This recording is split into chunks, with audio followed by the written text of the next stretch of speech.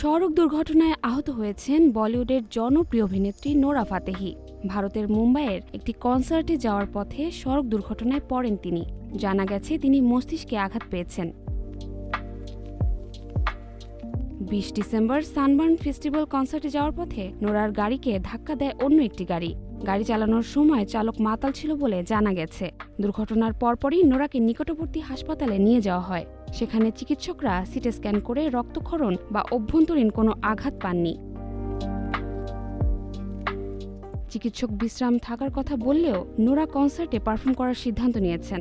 জীবন অবাক না করলে কে করবে? 28% মিল্ক ফ্যাটের অবাক করার সাথে ফ্রেশ মিল্ক পাউডার। জীবন অবাক করুক প্রতিদিন। কারণ ডেভিড গেটারের সঙ্গে পারফর্ম করার পাশাপাশি তাদের আপকামিং আন্তর্জাতিক সিঙ্গেলের একটি ঝলক উপস্থাপন করার কথা রয়েছে তার।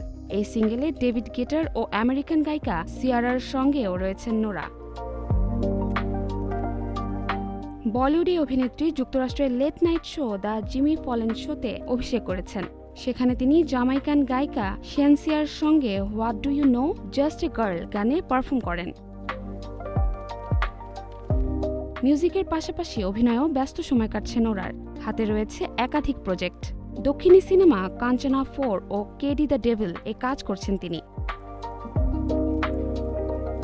জাহরা জেবিন তনি, নাগরিক প্রতিদিন।